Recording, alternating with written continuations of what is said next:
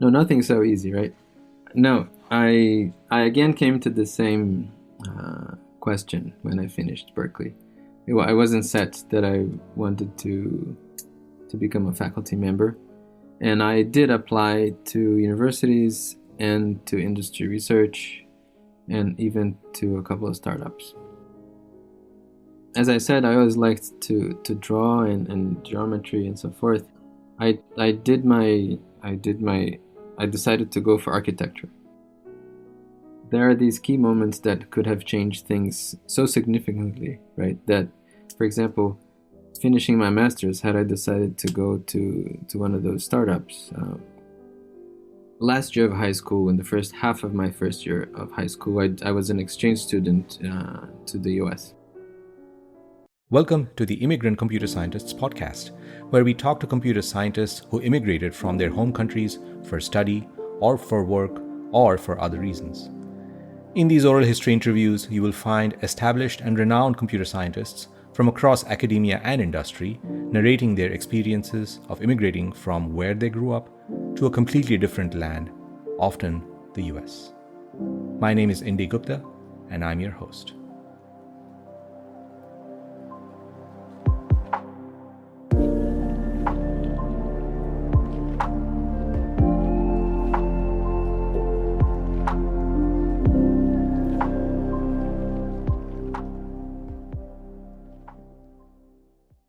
It's my pleasure to welcome Rodrigo Lopez Cansado Fonseca, who in the community we know as Rodrigo. That's the Portuguese pronunciation of his name. Some might call him Rodrigo. That's the more Spanishized pronunciation, but I'll try to use the correct Portuguese pronunciation, Rodrigo. Rodrigo Fonseca is a principal researcher at Microsoft Research, where he has been since 2020. Just until recently, he was an associate professor of computer science with tenure at Brown University from 2009 to 2021. And here's where I go in reverse chronological order. Before joining Brown at 2009 as a faculty member, he finished his PhD from University of California, Berkeley, where he was from 2002 to 2008. And then he spent a year as a postdoctoral scholar at Yahoo Labs from 2008 to 2009. Before Berkeley 2002, he grew up in Brazil, and he did his BSc Bachelor of Sciences and MSc Master of Sciences, both in computer science, from UFMG, also known as Universidade Federal de Minas Gerais. And he did his BSc from 97 to 2000 there at UFMG, and then MSc from 2000 to 2002.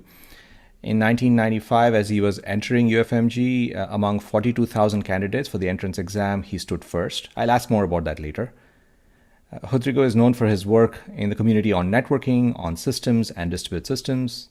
His work has won many awards, including the Usenix NSDI Test of Time 2017 award for his work on X-Trace, and the SOSP Best Paper Award in 2015, and many others. Welcome, Rodrigo, to the Immigrant Computer Scientist podcast, and thank you for being willing to share your immigration story with us. Thank you, Indy, for the gracious introduction. It's a pleasure to be here. I was excited with the invitation. You went to middle school and high school in Brazil in the 1980s and 90s, and maybe a sliver of the 1970s. Tell us a bit about your very early childhood, where you grew up, and your early upbringing. What memories do you have of those times? Yeah, I grew up in a family with a sister and a brother. I lived my whole life in Belo Horizonte, which is the third or fourth largest city in Brazil, depending on how you count. So I grew up in a big city. I have really good memories of my childhood. I went to pretty much the same school from first grade all the way to graduation from high school. Oh. And it was a private school and a really, really good school. I think my graduating class was in 11th grade, because we have one less year there at the time. Mm-hmm. It was about 300 people. Mm-hmm. And how was the science and math education? When did you first get interested in science and math? I don't remember when, but my dad we like to do experiments. Yeah, so one experiment that we did was kind of with a sextant. We were trying to figure out the height of a big tree, and then we got one of those, I don't know the name in English, the semicircle ruler that has all the angles. Yeah. And we adapted the hollow body of a pen at the top, and we had a screw, and we made it spin on top of a base, and then we measured the angle to the tree, to the top of the tree, and then we counted steps from where we were all the way to the base of the tree. And then he was like telling me about sines and cosines. I was like, oh, okay. But so we figured out the height of the tree, which was exciting. I think my first contact with computers was with my brother, who was 7 years my senior, bought an Atari 2600 and brought it home. It was like, oh my God, this thing is so cool. I was never into gaming so much, but I started to like computers, and there were some. I remember going to some computer fairs in my city, like these things in the mall where they would close up a portion of the mall. There were booths, and people were demonstrating, like at the time, rudimentary computers, but the green screens. And how old were you at this time when you were going to these fairs? it was probably, I don't know, probably around 8 to 10. And was your dad an engineer? No, my dad is a doctor. Yeah, he's a doctor. Okay. And yeah, it's funny when I, jumping ahead a little bit, when I was trying to choose what major to go to, I was inclined towards architecture or computer science, and he was like, you should try medicine. Medicine is very broad, and there's so much you can do. So you can decide later. But that didn't really work.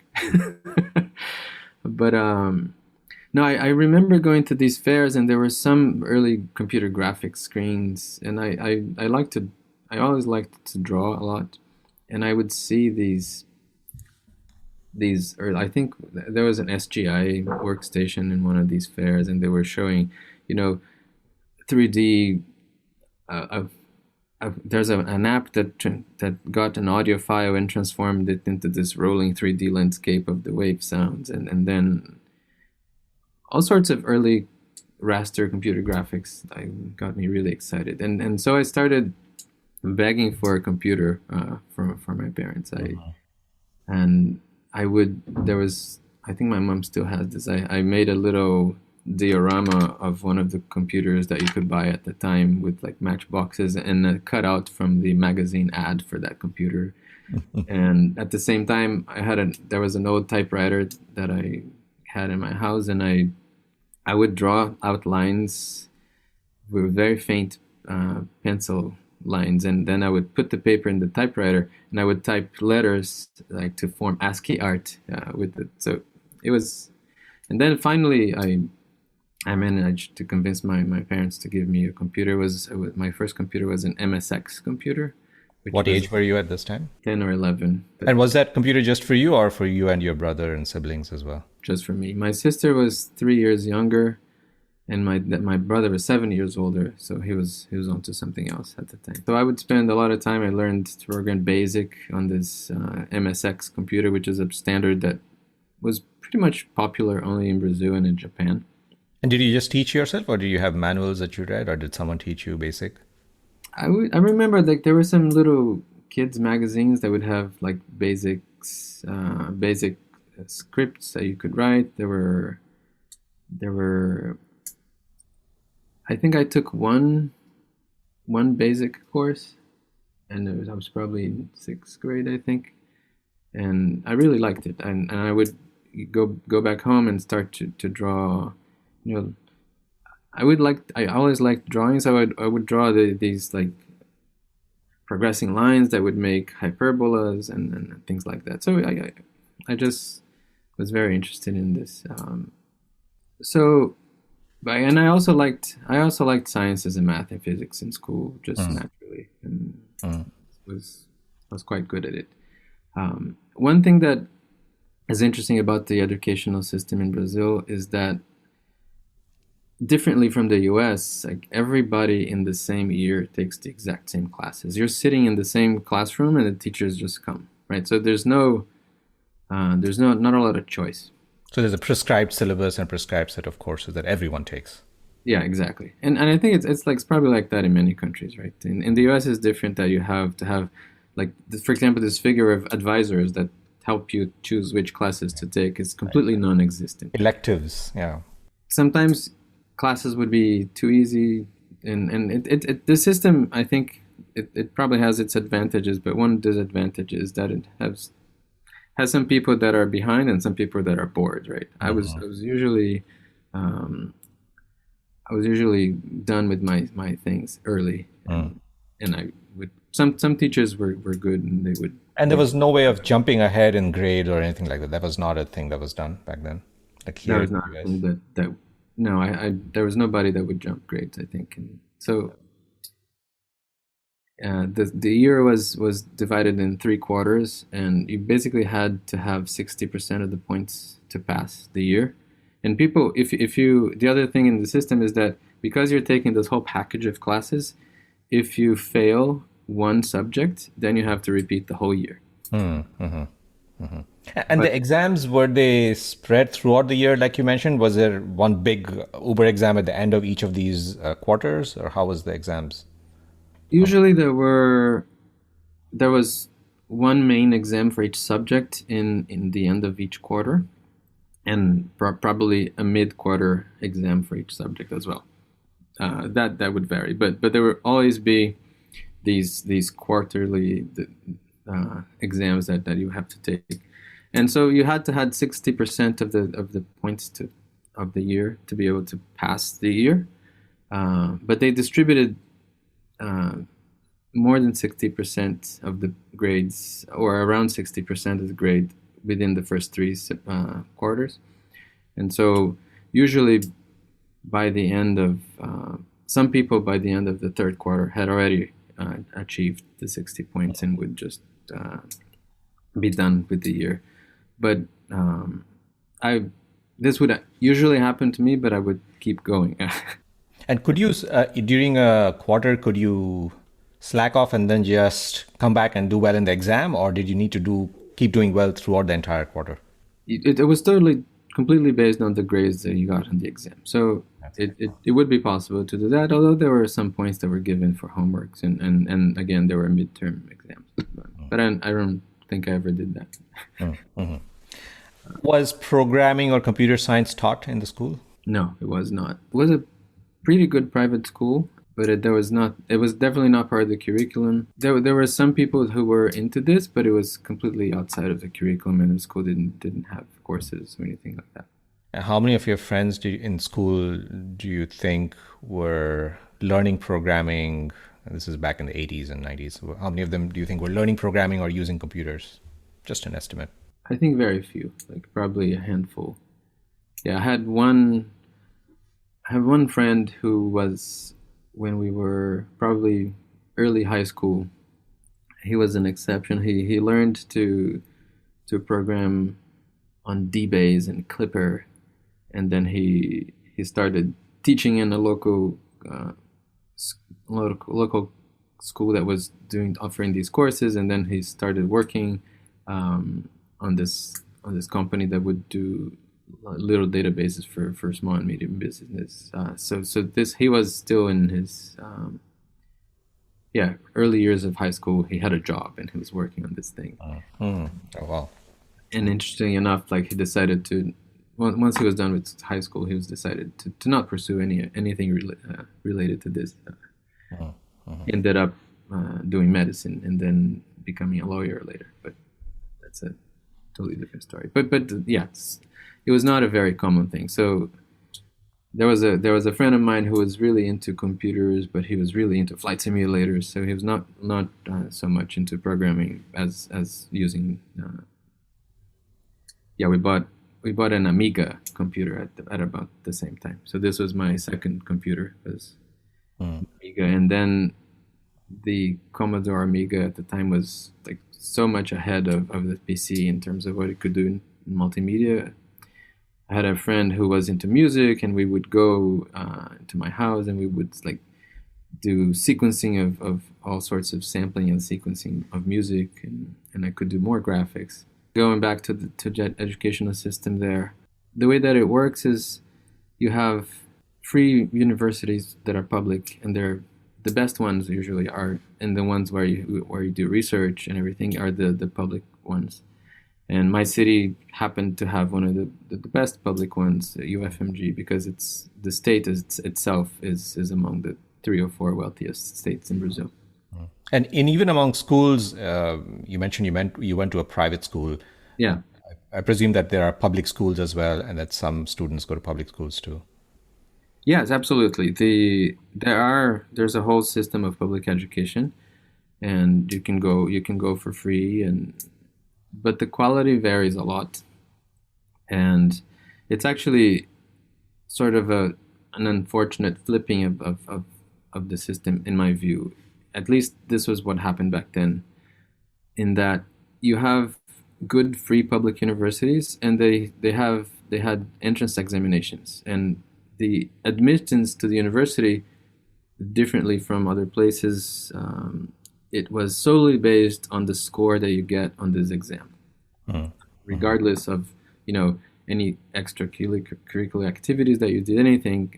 Everything is summarized by this grade that you do in this So this exam. we're talking of the entrance to the public university itself. Yes. And is that for like any major and any stream, or is that for specific streams like CS or EC or?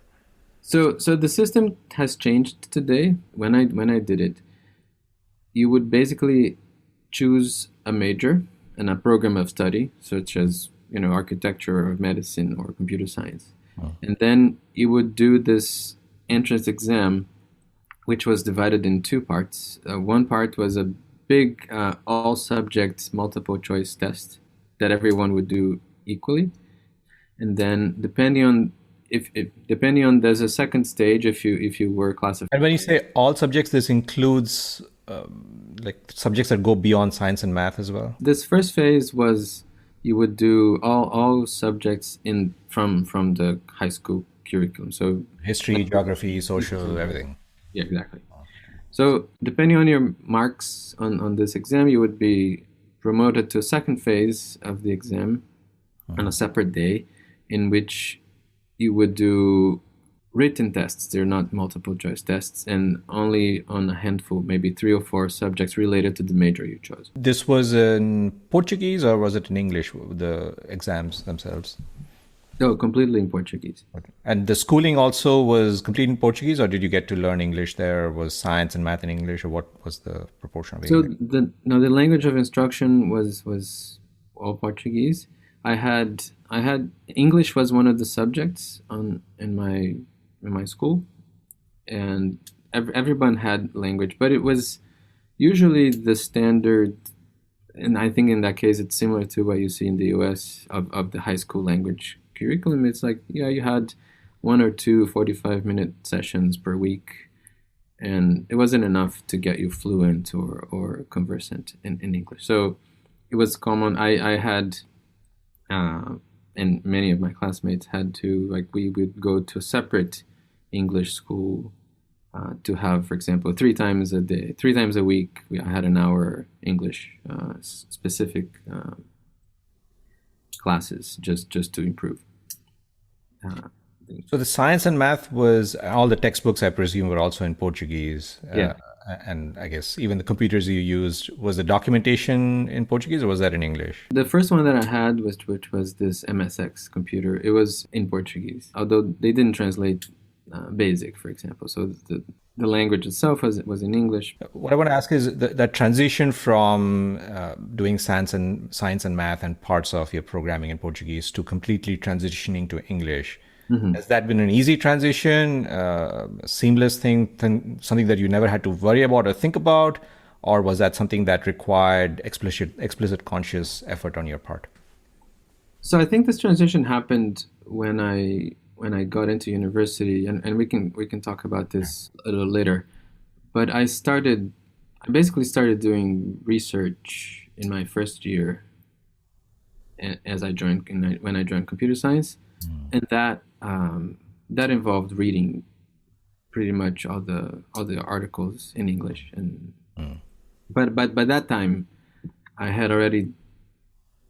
was already fluent in English. So one thing that I didn't mention is that in my last year of high school, in the first half of my first year of high school, I was an exchange student to the U.S. Okay. I spent I spent 6 months as a junior in high school in upstate New York with the family. Where in upstate New York? In well, the city that I went, the school was in Troy, New Troy. York. Yeah, so it's pretty close to Albany. Yep, yep. And so Where you our, spent 6 months there, you said. This is in your last couple of years of high school? yeah, in my last year of high school, while my classmates were all stressing about the answer preparation to the entrance examination to university, because that's basically what you do in the last year of high school. I was being a junior in high school in the U.S. How did you come to even consider the possibility of being an exchange student? How did that come about? It was pretty serendipitous. I had a cousin who's also a really good friend, and so it was a kind of a common program in Brazil to do these exchange programs. But I hadn't really thought about it too much. But then this cousin of mine said, "Hey, I'm going to this exchange program. It should be fun." And then I asked my parents, and yeah, it should be fun. Like, and we decided to do it. Um, And it was covered by the Brazilian government, no, no, this was private. completely private. So your parents had to pay for it. My parents had to pay for it. This is 94. Yeah. 94. So you come to the US as an exchange student. How fluent are you in English at that point? I was pretty fluent in English by that time So because language, yeah, language was not an issue. Adapting language was not that big an issue. it was not an issue. I think I really liked the outside English classes, I and I took them starting from 11 all the way to the end of high school. So it was pretty comprehensive, and it was interesting because it was a British school. They were cultura inglesa, but somehow I think because of exposure to movies and everything, I developed an American accent in the British school. And so when I came to the U.S., I think my host family was a bit surprised that they did, what, you get this, you already speak English? And so it was a pretty smooth. It made the transition mostly cultural rather than having to have the language barrier. But it also made my English much more fluent by the end of that time. So then you come to the US, you start in this, you start studying in the US school as an exchange student. Yeah. What was apart from language, which seemed like it was not an issue, what were the other cultural aspects that made it really hard for you to adapt? And I don't mean just cultural, I mean also, like the educational system is very different here. What were the things that struck you the most? I really liked this aspect of the choice and flexibility that you have in the American system, right? Because it was very different from the prescribed system that I was coming from in Brazil. I think also because of the way that admission to universities work here in the US, right? That people weren't studying to the test. They weren't, and the teachers weren't teaching to a test. And so it was great to be able to explore. And I had a lot of fun in this high school had a computer science curriculum, and it was really cool. There was a lab that they were teaching Pascal in some IBM PCs, and I remember, doing all sorts of interesting things in that class as well. I became good friends with the teacher, and yeah, I would sequence music, and I would draw all kinds of pictures. Were there other aspects of the cultural life that were different, that were harder to adapt to? I remember having to explain a lot what seemed like misconceptions about Brazil that my classmates had. Like what misconceptions? Oh, I remember one girl asking if I lived in the middle of the jungle, and I was trying to explain to her that I lived in a city that was like as big as half of her state in terms of population, right?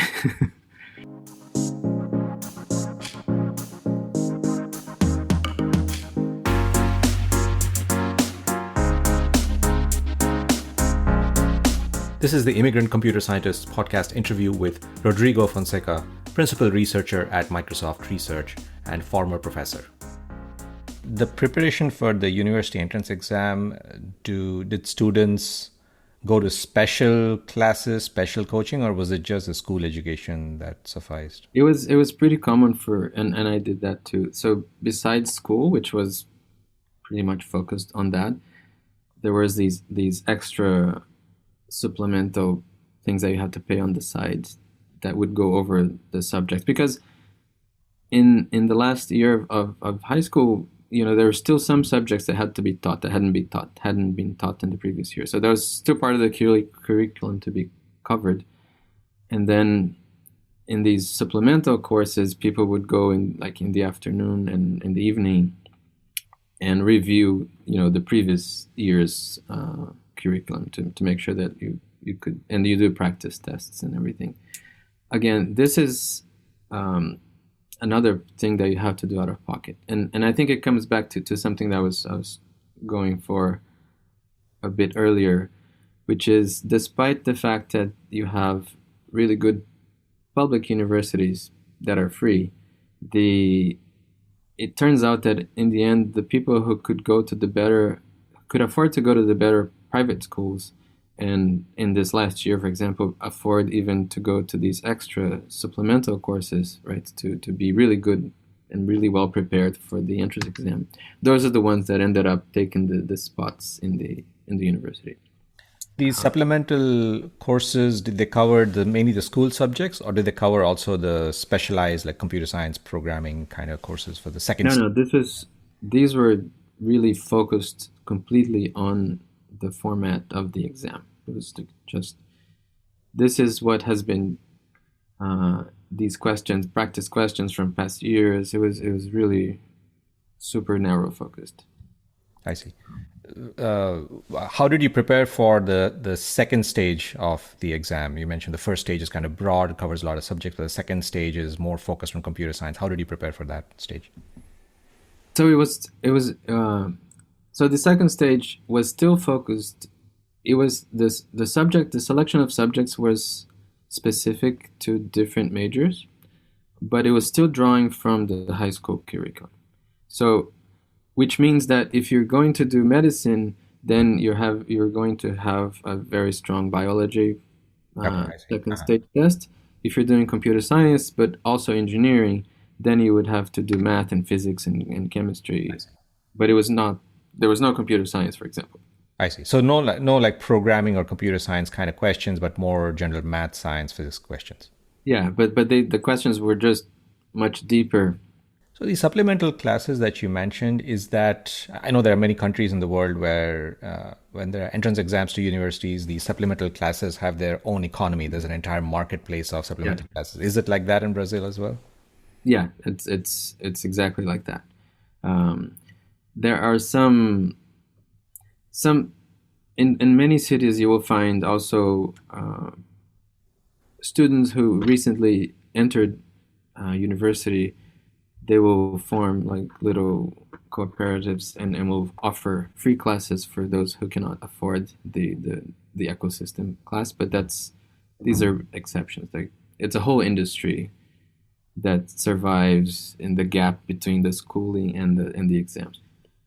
You stood first in this entrance exam, and was that just within the state of Minas Gerais, or was the exam student? This actually was only for UFMG. UFMG is a pretty big university, but at the time there were 42,000 people at that year that took the entrance examinations for UFMG, for the university as a whole. There's a ranking. In the first phase, everyone takes the same test, so there's a ranking like how many points you got. And in the second phase, they would normalize. Some people took 4 tests, some people took 3 tests. They would normalize the grades, and then so there was a ranking as well. But you only sort of compete within the major that you chose. So the reason they rank and they give a grade point for everybody is that this is the criteria, right? So they, for example, for computer science, they had 80 spots for that year.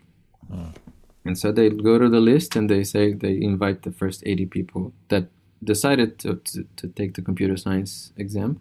And is that score that they use to rank, is that a combination of the score from both the stages of the exam, or is it only It's just a sum of the two. Yeah. the sum of the two? Okay. It's equal. Yeah. So they would rank and say, okay, so there was a list. There was a big dot matrix paper roll printed with the names, and you go to the university and you have many pictures of people, looking at the list. It's like and crying or happy and so forth. The schools and the little supplemental courses, they like to brag about it, right? So my school had a had this thing displayed outside that this student from our school was first. So if a student is unlucky and they don't get selected for these 80 spots in computer Yeah. science, what options are there for them? Maybe they did well in the first stage but didn't do so well in the second stage of the exam. What options are there for such a student? They will go in order. If people decline to matriculate, then they would go down the list. So if you're like 83, there's probably a pretty good chance that you enter. I see. But if you're not, like, if they fill the 80 spots with people that had better grades than you, then there's no recourse. So people would do these exams for different schools, or they would wait and do it again next year. Could you do multiple stage two exams? Like you write the stage one exam, which is common, and then is it possible that you write the stage two exam for computer science, but also the stage two exam for medicine, both for UFMG? Was that something that students considered? No, that was not possible. If you wanted another subject, you would have to try it simultaneously in another university. Yeah. What was it common for students to write exams for a university that was not in their town or state, that was like elsewhere, like Rio or Brasilia or somewhere else? It was not so common at the time. There was a big change in this system, a big unification in Brazil. So now there's a national exam. When did that happen? Okay. Probably less 10 years or so, if I had to guess. But so now there's this unified national exam that everyone graduating from high school can take, and you get a grade, and now you can submit your grade as the application for several schools nationwide. So there's a big clearinghouse now. You apply to several universities, and universities receive applications from lots of people. The criteria is this grade, but you can use your grade to apply to different subjects and different schools. Of course, people will publish the cutoff grades that historically have been happening for different subjects in different schools. But this has generated an influx. For example, medicine is probably the most competitive subject or major, and usually the most competitive state is São Paulo, which is the wealthiest state and which has schools that are ranked first, like USP, USP. But now the people who are preparing to the schools in São Paulo, they also say, oh, but look, the schools in this neighboring state is also very good. So now, I think recently I was hearing that a large fraction of the students that are entering UFMG for these top courses are actually not from Minas. It seems that it is starting to converge more to the US system, where there is a nationwide SAT exam. And yeah, and I think I might be wrong, but I think that the college board is involved in at least as a consultant to preparing this exam in Brazil.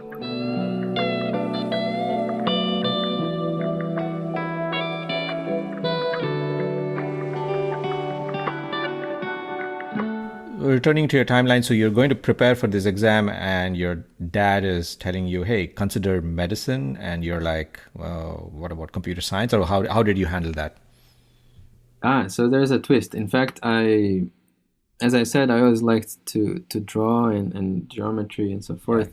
Yeah. I decided to go for architecture. Okay, architecture. And this is not computer architecture. We're talking of like architecture, like buildings and Yes, not computer architecture, yes. actual buildings and designing.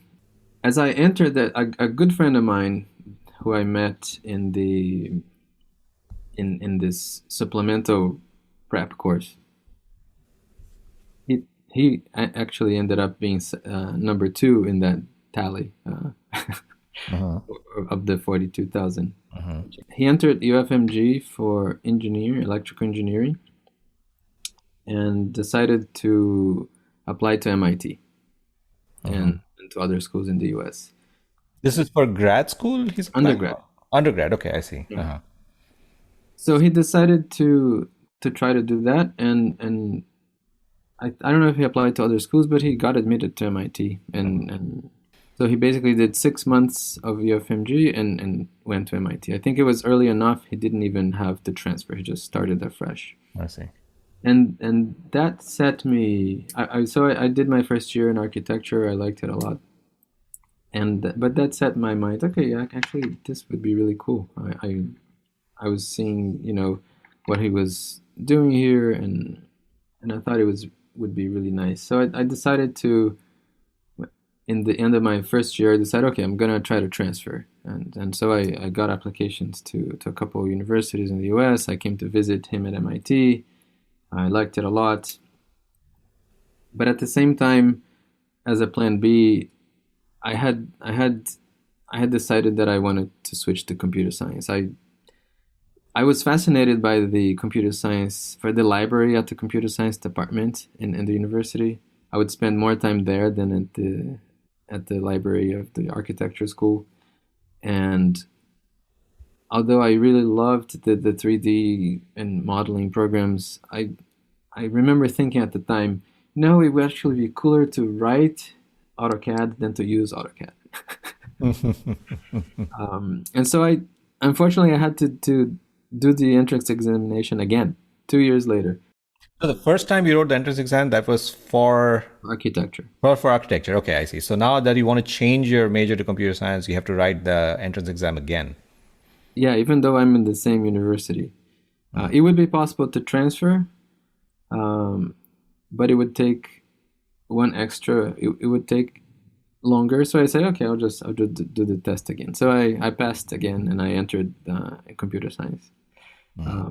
And then I started doing my first semester there, and weighing the pros and cons of moving to the US. And I looked at the curriculum, and I thought, this course here seems super strong.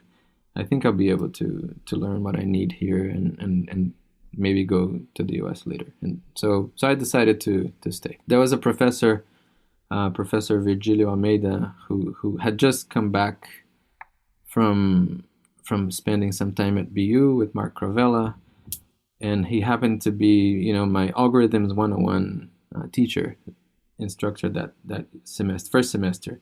And I went to talk to him, and I talked to, hey, I'm thinking about transferring to the US, and and he said, why don't you just take a look around?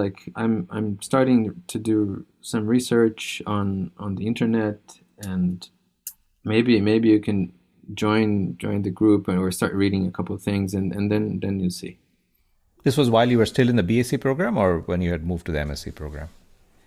Oh, this is my first semester in the bachelor's. So I approached him, I think, with these grand visions of going to the US and so forth, and he had just come back, and so I think he said, okay, so I'll give this kid a chance. So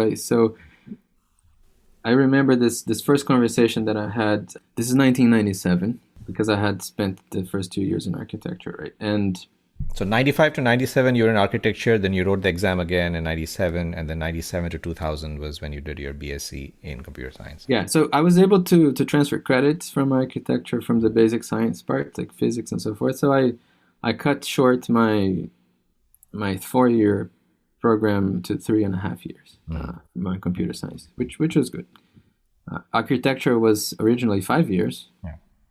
And so in the end, I graduated only 6 months behind what I would have graduated from architecture. So it's not a big loss of time. I also met my wife in the architecture school. I see. Okay. Which was the biggest plus of all, right? So in the first year of BSc, you get introduced to essentially what sounds like research or the first steps of starting to do research. Yeah, exactly. So I remember sitting in Virgilio's office, and he's like, there's this new thing called the web, and it seems to be catching on, and it seems to be the thing that's going to go places. So I'm starting to do research on the implications of this for especially on regional aspects and how it works outside of the US. And so he gave me this task of learning about web caches, and then trying to, because we had a POP in the university, a point of presence that was serving the university, but also a bunch of associated things. And we had access to the web traffic logs from that POP. And so he gave me some code that was analyzing some Perl code that was analyzing logs from Squid from this POP. And so he said, okay, so why don't you go try to figure it out, because we want to be able to understand what this traffic looks like. And so I spent, 6 months to a year reverse engineering this Perl script and trying to understand the log. And we actually had a publication out of that, which was trying to see if there were any regional differences in the traffic compared to other early traffic studies that had been published. But this was published in English. I started reading a bunch of articles and about the web, and he was right. This web thing was actually going to catch on, right? It did, yes.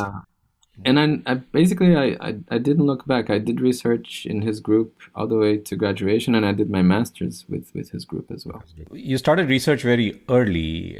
Sometimes undergrad students wait until they've taken some set of courses, programming courses or whatever, before they start with research. Do you think there's an advantage to the way you did it?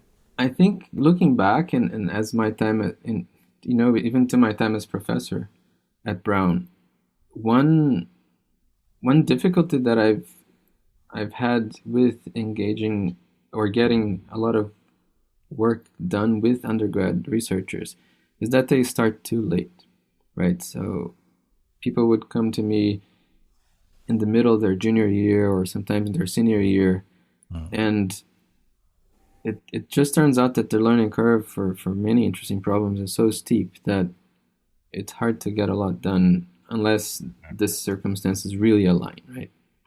So I think the mind share that research gets sometimes in the undergrad education is too little to go too far. Of course, there are exceptions, there are phenomenal exceptions, right? But I think looking back, I really am thankful that I started early.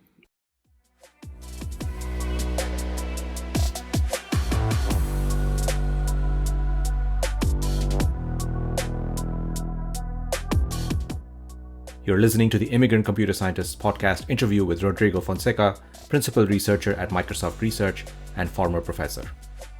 So now you're finishing your MSc and you've had dreams, intentions of always coming to the US. At this point, you start applying to US universities. Are your batchmates and classmates in computer science also applying to US universities, or what's... I wasn't, by the time I finished my master's, I wasn't completely sure that I wanted to do this.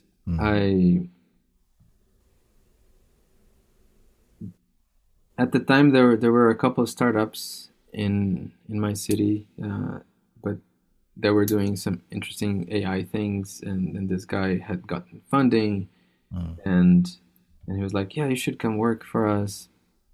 This friend of mine who had gone to MIT had also was also doing a startup with some MIT fellows, and he said, "Yeah, you should apply to come work here." So I was really torn between, I can't even point to exactly what was the decisive moment, what made me decide to actually go, okay, I'll go do the PhD. I think it was just the willingness to keep doing research, to learn more. I think I had a lot of exposure to research, and I had presented in a couple of international workshops. I had talked to people, but in the last year of my master's, I Virgilio, again, the same advisor, All right. So yeah. got me sort of an internship at Penn State University, to work with Professor Lee Giles. Mm-hmm. And I was in the middle of this debate, or should I go work? Should I go to the U.S., do my studies, study further? And I decided to come and try. It was a 3-month thing during the summer, and it was a lot of fun. I liked it a lot. I was first time living by myself. Mm. Very Which different experience than as an exchange student. You don't have a host family this time. exactly, no, I had an apartment. I had to figure out rent. When the first night that I got there, some of his PhD students helped me out, but then I found a place and I moved in, and I had to learn how to cook, and I had to learn how to do a bunch of things, which was sort of a really nice crash course. That experience, in the end, I came back really understanding more what the PhD program would be like, and decided to apply kind of at the last minute. I think it was around October when I finally said, okay, so I'm going to send these applications. Of your other classmates in computer science in the MSc or BSc program, what number or fraction of them went to graduate school versus work, or what happened of them after their program? Actually, doing a PhD abroad from my class, I was the only one. My class was 40 people. So because those 80 were split into two batches separated by 6 months. This is my BSc group. Probably, I think, 5 or 6 at most ended up getting PhDs from Brazil. So I think historically, I was probably sort of the second generation of students in computer science departments in Brazil, like broadly speaking, meaning that my professors had mostly been educated abroad. So, and some of them were the founders of the department. I was there when the department was turning 20. And the other day I returned there, the department was turning 40, and I felt really old.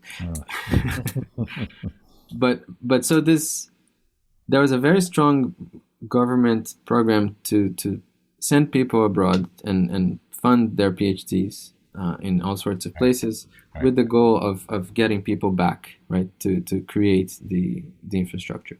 After this first big generation came, when I was doing it, still this program was pretty strong, but I think now, after some years, there was enough of a contingent of professors that most of them had been foreign educated in Brazil, that the PhD programs there were starting to get stronger, right? So a lot of people it would be harder to get the fellowship to go abroad, because you would have to justify, oh, but why can't you do it here, right? So the program started to get stronger, and I think they're much stronger now. And so I think this fraction probably has decreased. There was the option of applying for this government grant, like they would pay for 4 years of a PhD study course.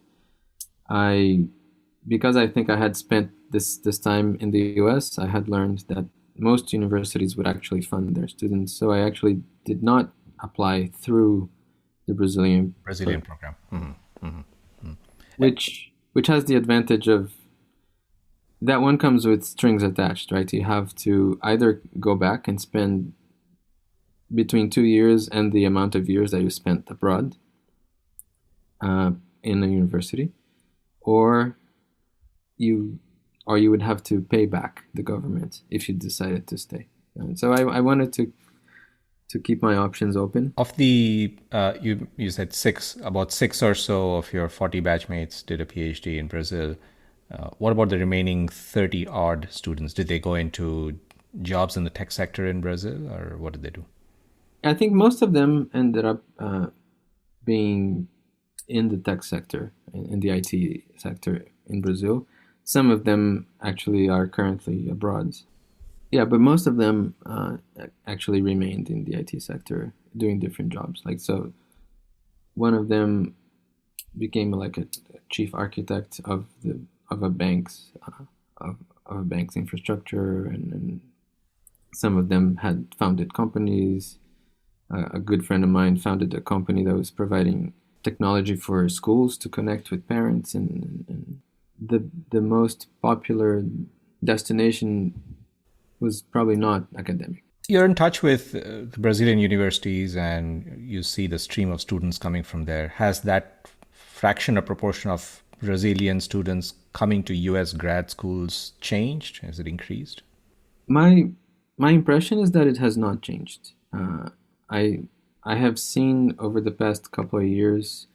Of course, I've my sample is mostly the students that I was looking for. So in systems, I've seen a few students a year. So returning to your timeline, so you finish your PhD at Berkeley 2008, and then you Mhm. spend a year at Yahoo Labs as a postdoc. It sounds like even back then you were considering industry as an option. The option of going to industry as a career never left your mind, it sounds like. Is that a correct thought, or did you already want to become a faculty member by the time you finished at Berkeley? No, nothing's so easy, right? No, I again came to the same question when I finished Berkeley. I wasn't set that I wanted to become a faculty member, and I did apply to universities and to industry research, and even to a couple of startups. And I got a couple of offers from each camp. I got an offer from Google back in 2008. I got, and in the end, I was torn between Brown and Meraki, Hmm. which later got acquired by Cisco. Meraki at the time had about 10 people. You always think back, right? When you like 5 years later, when Meraki was acquired by Cisco for over $1 billion. Uh, let me put it this way. I was at an STI one year after Meraki had been acquired, and Meraki was one of the sponsors for the conference. And so there was this person from HR, like trying to actively recruit people for Meraki, right? And then and she approached me. Oh, so you should explore opportunities with Meraki. We're doing really interesting things, and now we have even more potential for growth. And then I told her, yeah, I already had an offer for Meraki once back in 2008. And she was like, oh, okay. But no regrets. I think like What made you choose Brown, though? Was there something attractive about being a faculty member? the guarantee that I would be able to do research. So going to industry, it's always a big question, right? Like, will this thing degrade into product development? Will I have the opportunity? Very different paths, right? And I was pretty sure that this wouldn't happen at Brown, and I think one thing that I remember thinking at the time is that it would keep a lot of doors open, many more doors open than in the other path. Yeah, but like whenever you come to these choices, right, you never know, and you do. It was a good problem to have. Like, Of course, recently in 2020, you left your job at Brown and started at Microsoft Research. So it sounds like the other side finally won over in your mind. Microsoft Research is a place I think where you can do really world-class research with many resources and super interesting problems, which is, if I think about it, the same thread has been attracting me to do systems research. I think at Microsoft there's no shortage of interesting questions to be answered that also happen to be very relevant.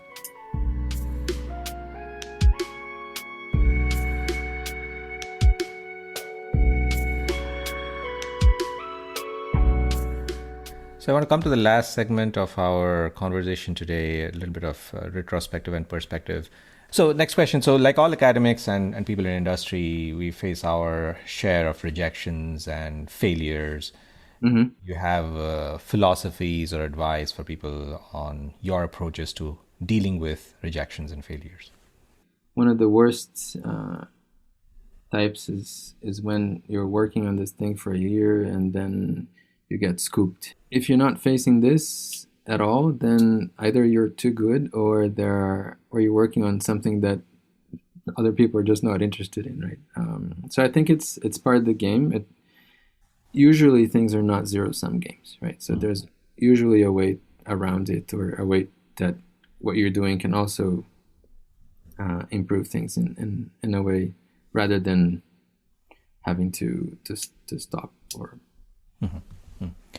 Okay, last two questions. My penultimate question is a little bit, well, speculative, hypothetical, but I'll ask it anyway.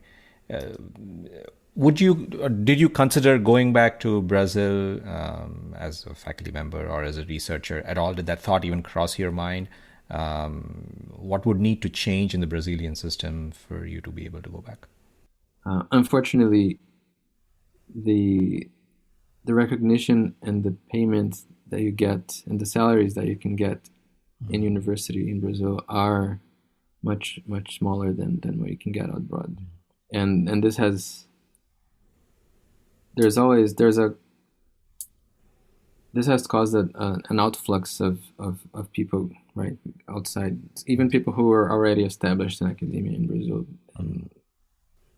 It's not unheard of for people to leave and go elsewhere. And unfortunately, the more prominent someone is internationally, the easier it is for them to compare and say, hey, I actually would be able to do research with more resources elsewhere and leave.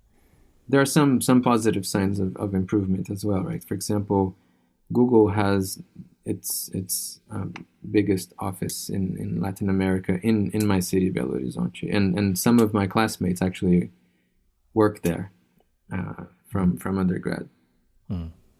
Then there's also a budding startup ecosystem going on there, and the schools are good.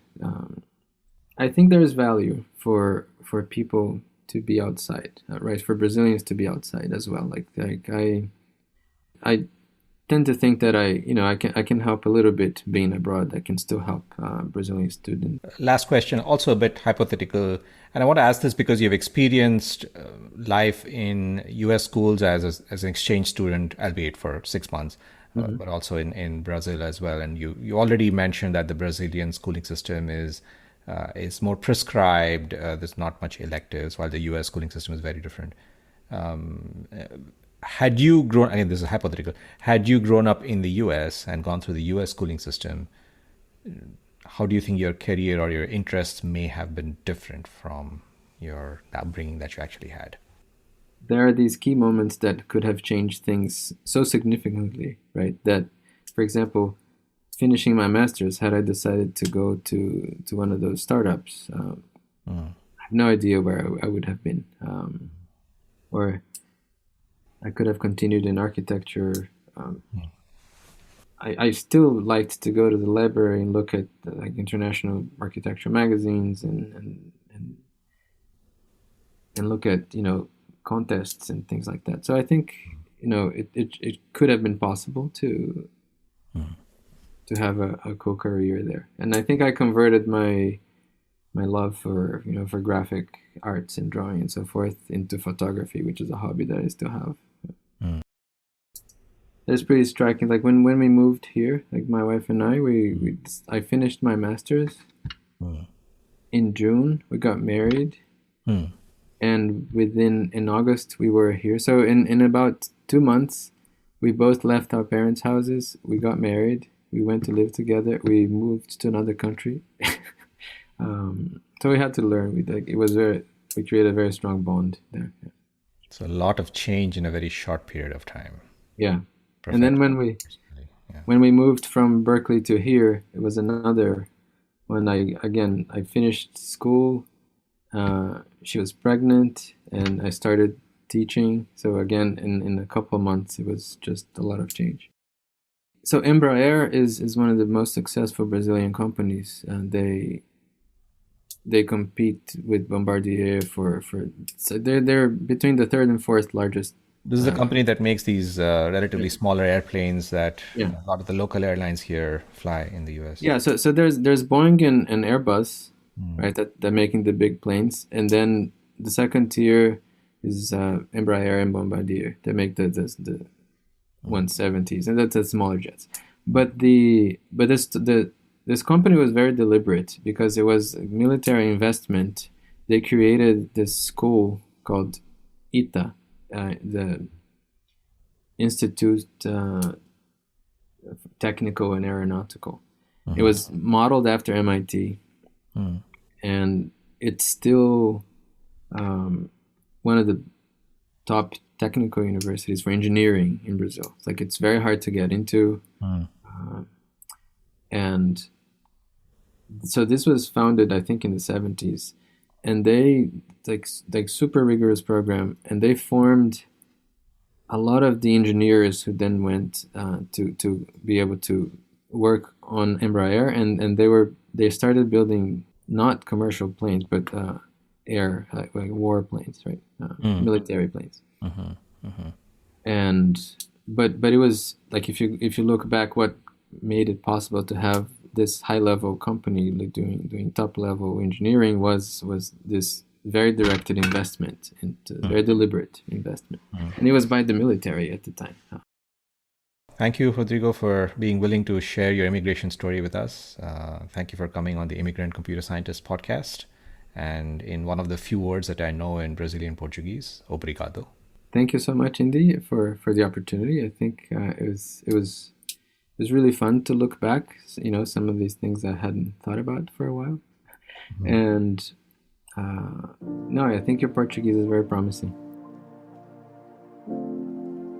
On today's episode of the Immigrant Computer Scientists podcast, you have heard the immigration story of Rodrigo Fonseca, principal researcher at Microsoft Research and former tenured associate professor at Brown University. If you haven't already done so, please listen to the lead episode of this Brazil segment, that's episode 5, featuring all the 3 narrators from Brazil. All the music used in episodes of the Immigrant Computer Scientists podcast is royalty-free. All voice recordings were performed with and are reproduced with full consent of narrators and participants. You can find music credits on our website. Join the online discussion about this podcast on all major social media, including Twitter and Facebook, with the handle CSImmigrant and hashtag CSImmigrant. And of course, the episode guide is available at our website, csimmigrant.org. This is the Immigrant Computer Scientists podcast.